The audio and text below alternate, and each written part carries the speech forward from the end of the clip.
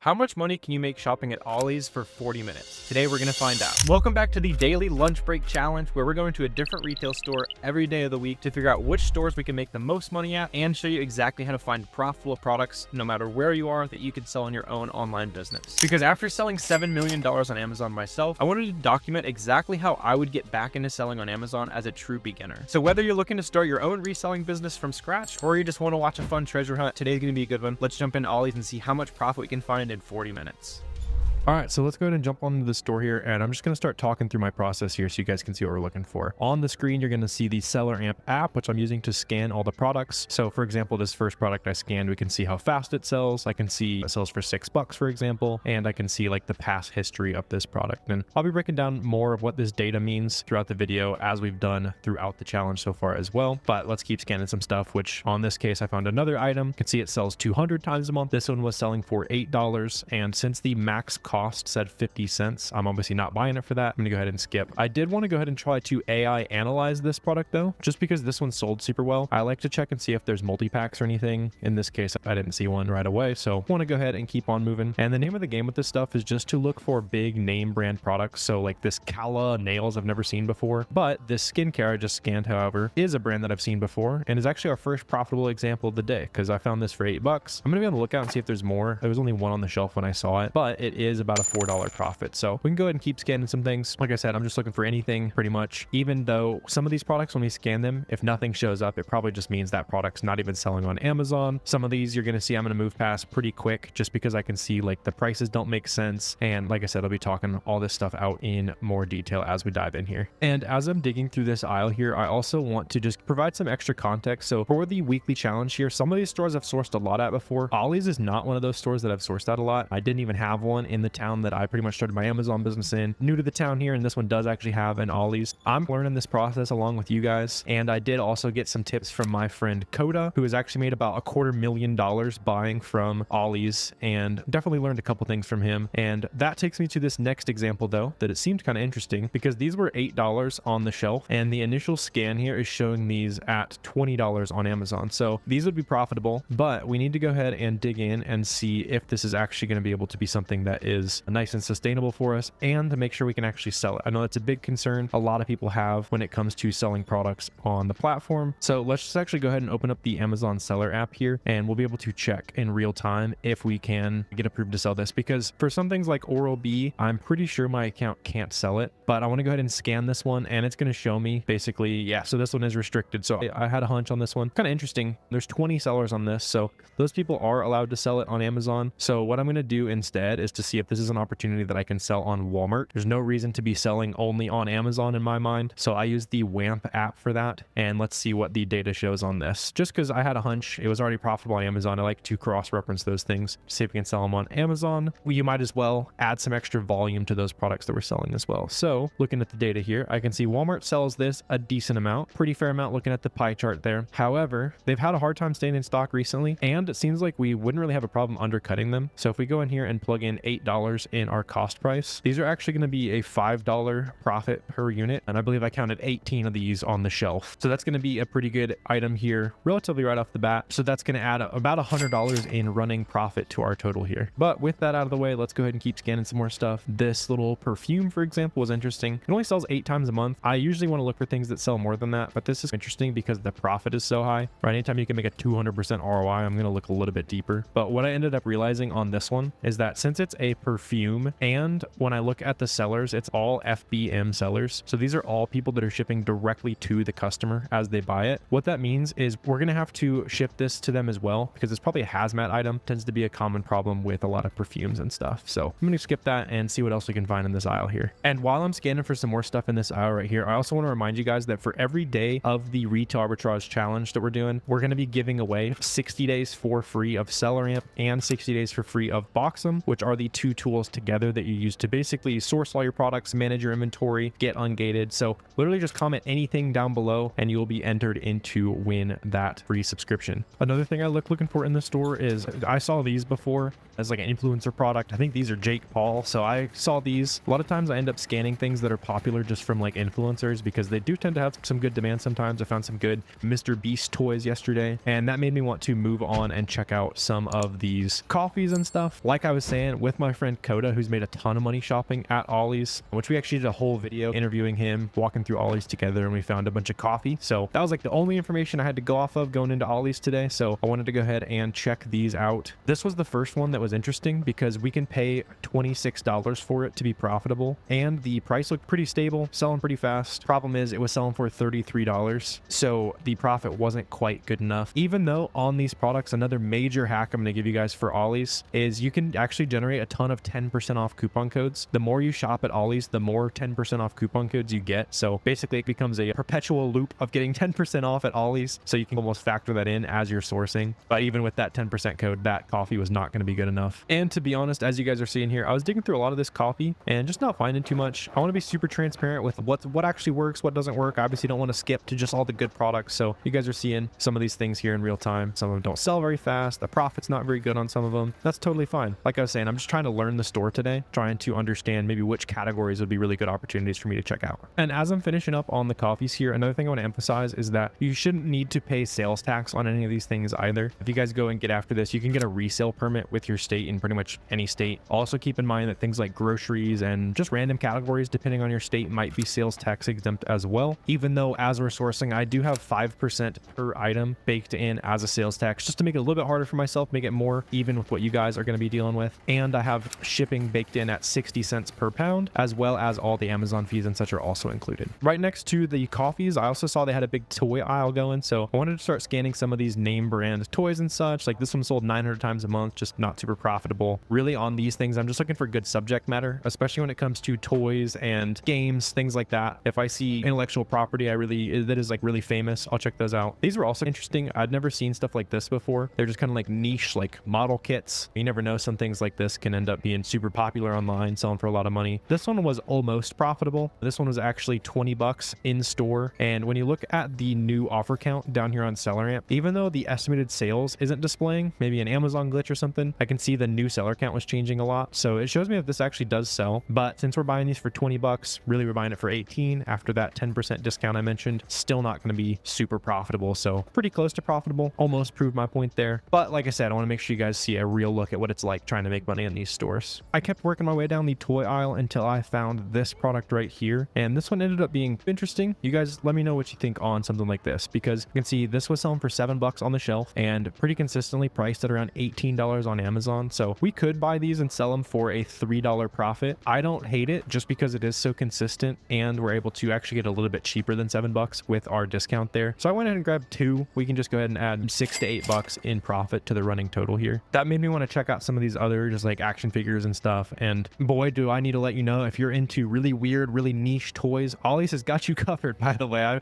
hadn't seen Beyblades in years. I'm seeing some movies that came out 2 years ago. Sometimes that stuff can be super profitable, but wasn't finding a lot of that today, just because sometimes these items become collectible and increase in price over time. And while I'm scanning through the rest of these games here, we did address in full detail yesterday how to get ungated to sell all these brands that we're sourcing. I know the comments on pretty much any video I make like this is always talking about how you can't get approved to sell any of these brands and stuff. I definitely used to think that was true as well. So if you guys are struggling with figuring out what you can even get ungated to sell on Amazon, a really easy thing you can do right now is go to Boxem. You can try it for free. Go to inventory and then bulk ungating, and then just run your store through that. That will let you scan a bunch of brands in bulk. It's going to apply on your behalf to try to ungate some of these brands, and you should get a list of, most beginners get 50 to 100 brands ungated for free using that tool right there. So again, I'll leave a link down below for that. You can try Boxem for free for 2 weeks, and that's also how I like to ship products off to Amazon. It's what I use to track my profit and take care of my accounting, all that good stuff. Moving on down to one of the end caps here, I ended up finding some dishwasher pods here. Like I said, anything can be profitable on Amazon, which actually led me to this right here. I scanned a couple. You can see I got excited in real time there because these were selling for $4.50 on the shelf. So we can pay just over $4 for them after our 10% coupon. We don't even need it here in this case. And these are selling pretty consistently for at least $15. You can see looking at the buy box stats, I saw one of those just just sold for 16 bucks. So I definitely want to go ahead and grab some of these here. Honestly, I'm probably going to go ahead and grab somewhere close to 50 on this, just because the price is really good. The offers have been pretty stable. It just seems like a pretty consistent winner for me on this product. So yeah, you guys can see me popping off there very silently, obviously, but we're definitely going to go ahead and add these to the cart here. So just for a conservative running total here, let's say we're only going to be able to sell 30 of these, and let's go ahead and add the per unit profit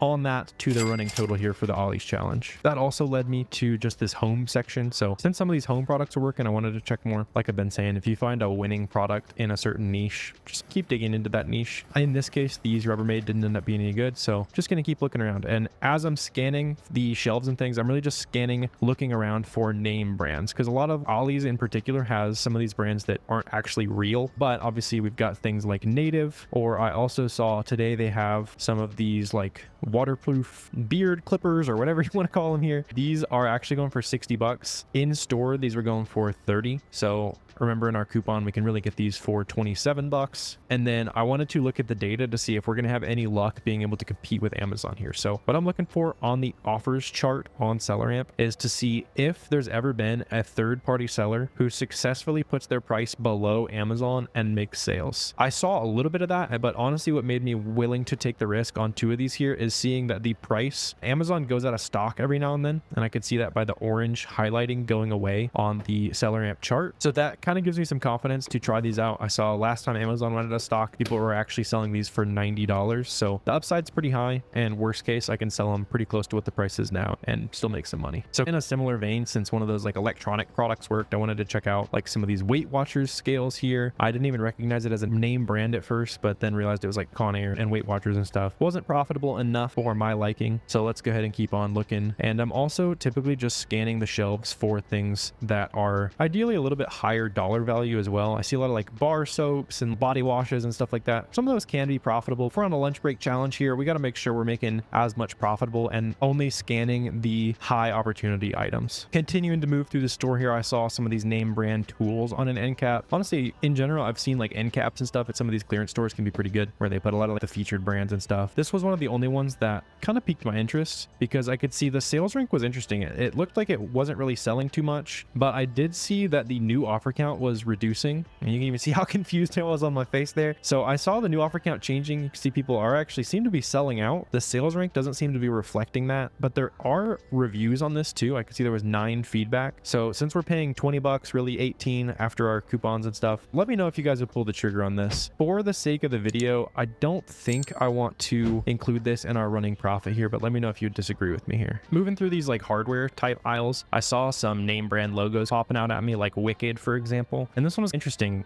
On the shelf, it was selling for 4 bucks. On Amazon though, it sells 13 times a month, but looking at the buy box pie chart, I could see other third-party sellers making sales recently. So if we're buying these for $4, they are a double up. In my mind, since they only sell 13 times a month, I'm probably only going to grab like 3 of these. I can see how well they do, and then I can probably come back and restock them, to be honest, if they end up selling super well, which by the way, I'm still going to be breaking down how to actually list these products on Amazon and get them sold. So then I also scanned a couple more of these like name brand neon signs. Didn't find too much. They also had some name brand like clocks and stuff like that. I've never sold anything like some of this stuff, but I've never seen anything like that Wicked sign that was actually profitable either. So always cool to check out some of these other opportunities. I also saw some of these air fresheners down here, and this is actually something I've sold a pretty good amount of in my Amazon store. And I got interested in this product right here. Yeah, I thought we might be onto something here because this was selling pretty consistently 300 times a month right now for $16.40. The problem though is that the price on these, I believe, was a little bit too high. Yeah, we're gonna be paying about $6.24. And right now there's several people on this listing at $16.40. If those people sell out, then we actually will be able to make money on this listing. So to me, this is another one of those things where I'd probably test a few units just to see how it goes. If it was more consistently at $18, I would definitely be pulling the trigger on these. For the sake of our running total, I probably won't include this as a given profit, but this is another one of those that you'd maybe consider that would actually happen. Next to those air fresheners, I saw they had some of these fans and stuff. So I scanned this fan right here. FBA, which was actually going for 27 bucks. Seemed cool. It just caught my eye and my intuition was a little bit right. The problem here though is that Amazon is winning 100% of the sales. I'll keep my eyes out for this brand as I continue to scan through some of these bigger items here, especially if I can find something that Amazon's not on. I'd love to find some of that opportunity. But before I do that, first I got squirreled into looking at some of these other air fresheners over here just because they're similar. And this one was interesting. I could see it only sells 2 times a month, but I was buying these for $4 a unit. So let me know what you guys think here. I think this is probably like a holiday scent that is hard to come by now. And that explains why Ollie's has it on closeout here. However, since we can sell it for 28 bucks and people are actually buying it, it makes me want to test it, especially since you can see it actually sold really well, $20 to $22 during the holidays. So worst case, if we have to lower our price there, we make $5 profit per unit. Right now, we over double our money. So to me, this is something I would literally probably grab 2 units of and see how well it does. And we can factor this in as a conservative $5 bill each. It's hard to pass up on $5 bills when they're sitting on the shelf for us. And then after I was done getting distracted by the shiny object of more sense, I ended up finding another kind of interesting one. Definitely another one of these slow sellers, but the profit per unit is really good on this. So especially when the profit per unit's really good, I am willing to take some of these like slower seller risk kind of things. So since this is a $20 bill sitting on the shelf for us, I am going to go ahead and grab this one. I saw they had a couple others that are very similar up on the top shelf, but that one was like the black version. Didn't see any more than this one. Probably fine since it doesn't sell super fast, but I don't think we're going to have any trouble making some sales on that. And I did end up seeing the black one up on the shelf. See, that one was actually selling for even more. It's selling for $95. We were buying it for same price as the white one. But again, looking at the data on SellerAmp, I can see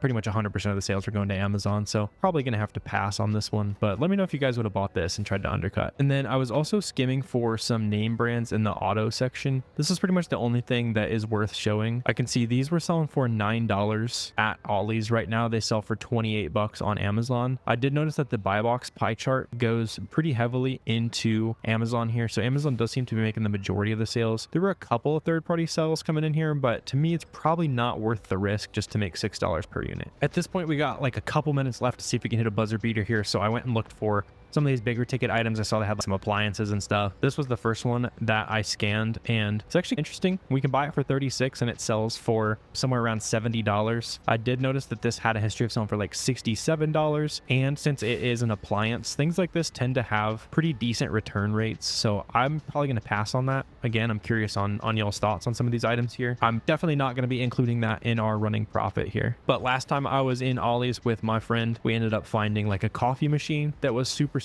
profitable. So that just kind of gave me some inspiration to go and check some of this stuff out. So just be on the lookout for really anything that's like higher ticket in these discount stores. Even these slower sellers, if the per unit profit's pretty good, it can be worth your time. And then right as time is expiring here, trying to hit a buzzer beater, wasn't able to find anything right up to the 40 minutes. Turns out real life is not scripted like a movie, but we were able to find a pretty decent amount of profit out of the store. So let's jump back into the car and keep talking game. So I'd say it's a decently successful run. We'll get the leaderboard updated here in a second. Headed home right now and we're going to actually walk through the process of listing these products on Amazon. Yesterday, we talked about how to get these things ungated. So I'm going to walk us slowly through the process as we're challenging each store. Another thing that's funny, you'll notice the Ollie's is right there.